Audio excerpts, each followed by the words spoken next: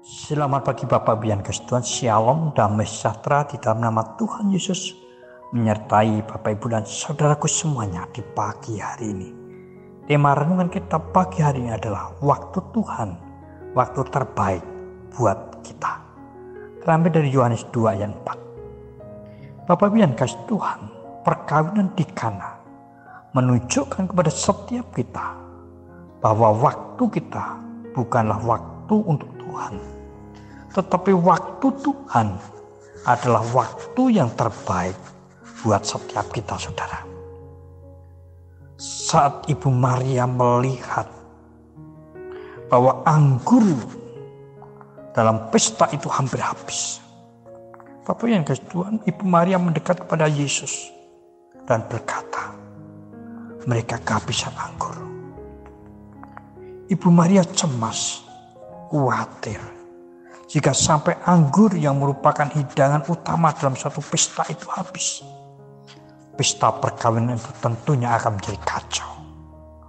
Bagi Ibu Maria, pertolongan secepatnya tentunya lebih baik daripada terlambat.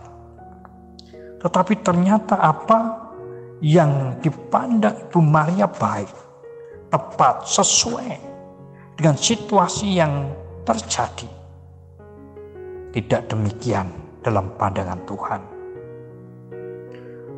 Tuhan Yesus berkata, saatku belum tiba. Belum waktunya bagi Tuhan untuk bertindak. Belum saatnya. Sekalipun manusia berkata, ini waktunya. Demikian pula dalam setiap permohonan kita kepada Tuhan, saudara. Kita maunya cepat-cepat Tuhan jawab, cepat-cepat Tuhan kabulkan. Semakin cepat, semakin baik menurut kita. Bahkan kita berharap seperti menggosok lampu Aladin saja. Simsalabim, maka jadilah. Kita tidak mau menunggu dan menunggu. Kita tidak sabar.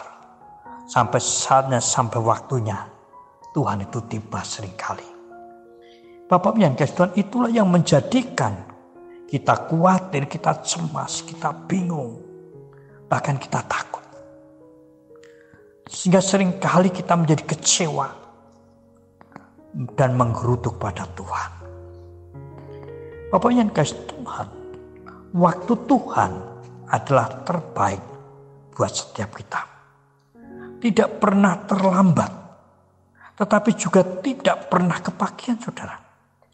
Waktu Tuhan itu tepat adanya. Memang bagi kebanyakan orang waktu Tuhan itu bikin spot jantung. Tetapi bagi setiap kita yang mengenal Tuhan dengan baik, kita tidak akan takut, kita tidak akan cemas, kita tidak akan khawatir. Karena Tuhan bertindak tepat pada waktunya. Saudaraku yang kasih Tuhan, kebanyakan kaum ibu itu jelimet kalau hitungan uang. Pada bulan Juni, saya diingatkan oleh istri saya bahwa bulan Agustus kami harus bayar semesteran. Kebanyakan istri itu terus-menerus mengingatkan. Dan itu pun jangan dilakukan. Nah, Bapak Ibu yang kasih Tuhan, saya tahu bahwa Tuhan akan melakukan tepat pada waktunya. Sehingga saya tenang saja. Walau waktu semakin dekat, saya percaya bahwa waktu Tuhan untuk bertindak itu tidak pernah terlambat. Dan betul, saudara, di awal bulan September, anak saya WA bahwa ia dapat beasiswa. Puji Tuhan, haleluya. Tuhan bertindak. Tuhan melakukan pekerjaannya tepat pada waktunya. Tidak terlambat dan tidak kebagian. Bapak Ibu yang kasih Tuhan, mengapa sih Tuhan ngasihnya selalu tepat waktu? Mengapa tidak dari awal-awal saja sehingga kita tenang, kita tidak khawatir, kita tidak sepot jantung? Bapak Ibu dan kasih Tuhan, Tuhan mau kita tidak mengandalkan diri kita.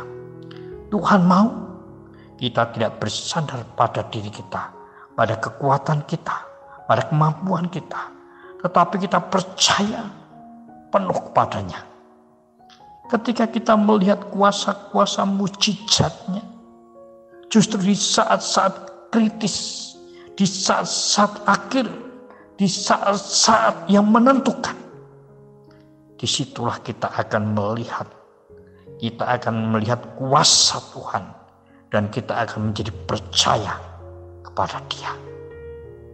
Tuhan yang penuh kuasa, Tuhan Allah kita itu Tuhan yang hidup. Yesus kita adalah Tuhan yang penuh kuasa, Tuhan yang layak untuk diandalkan, layak untuk dipercaya. Dia tidak pernah terlambat untuk memberikan pertolongan. Jangan takut, jangan cemas, jangan bimbang, karena Tuhan bertindak tepat pada waktunya. Percayalah kepada Tuhan saja. Selamat pagi, selamat beraktivitas. Terjaga kesehatan, jaga jarak, cuci tangan pakai sabun. Bersukacitalah dan bersyukurlah selalu. Tuhan memberkati. Amin.